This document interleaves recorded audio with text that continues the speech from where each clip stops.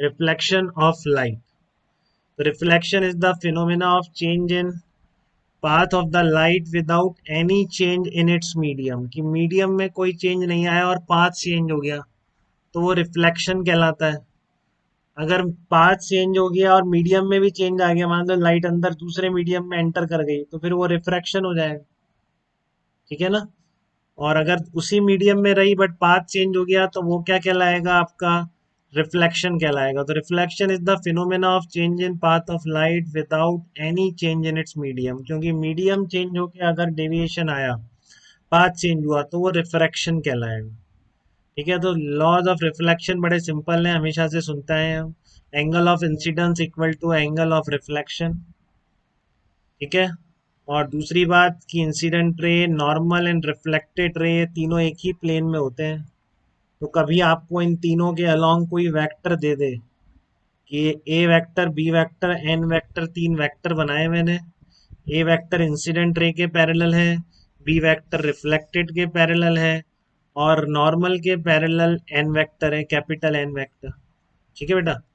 तो कभी आपको ये वेक्टर दे दे इनमें से, और मान लो ए वेक्टर का एक एलिमेंट इसने अननोन छोड़ दिया, तो आप यही लॉ लगाएंगे, ये प्रोडक्ट एन क्रॉस बी का ए के साथ डॉट प्रोडक्ट क्या आना चाहिए, जीरो आना चाहिए. कोई सा भी कॉम्बिनेशन बना लो आप, किसी भी इन तीनों वेक्टर अगर कोप्लेनर है, तो ये पढ़ रखा है बेटा, दिक्कत तो नहीं है आपको. अगर A vector, B vector, C vector parallel होते हैं, तो A cross B dot C zero होता है, क्योंकि N vector cross B vector से जो वेक्टर आने वाला है, वो इस ए वेक्टर के क्या होने वाला है, परपेंडिकुलर होने वाला है. क्यों? क्योंकि ये तीनों एक ही प्लेन में है. तो एन क्रॉस बी से जो वेक्टर आया है, एन बी के जो कंटेन करने वाला प्लेन है उसके परपेंडिकुलर है. इसका मतलब वो ए वेक्टर के भी परपेंडिकुलर है.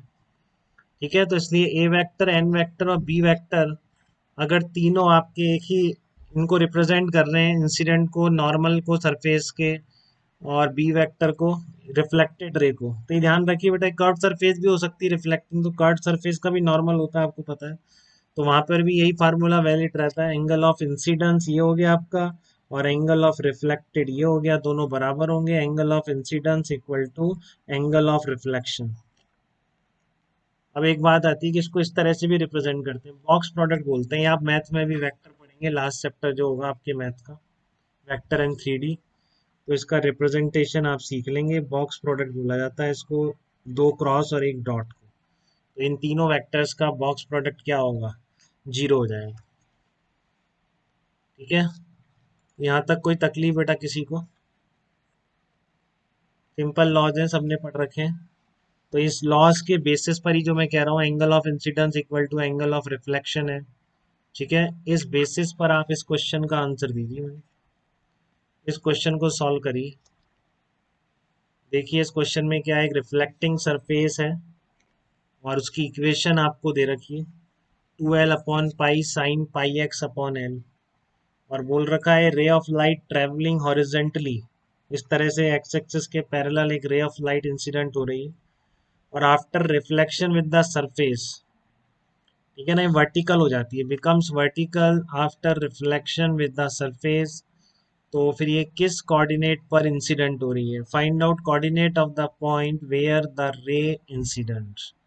कि अगर ये जो रिफ्लेक्टिंग सरफेस है, इसकी इक्वेशन आपको दे दी गई है, और बोला गया है इस तरह से कोई light parallel to positive axis incident हो रही है, और आफ्टर रिफ्लेक्शन, ये वर्टिकल का मतलब समझ रहे हैं, पैरेलल टू वाई एक्सिस हो जाती है. अभी अपने आप समझना, इतना ही लिखा था क्वेश्चन. बिकम्स वर्टिकल मतलब वाई एक्सिस के पैरेलल हो जाती है, एक्स एक्सिस के पैरेलल ट्रेवल करती हुई. ठीक है ना. हॉरिजेंटली, और जिस तरह से डायग्राम समझ में आ रहा है अपने आप समझना, वर्टिकली का मतलब है इसका वाई एक्सिस के पैरेलल हो जाती है रिफ्लेक्टिंग सरफेस के बाद. तो ये कोऑर्डिनेट बताने हैं जिस पॉइंट पर ये रे इंसिडेंट हुई है.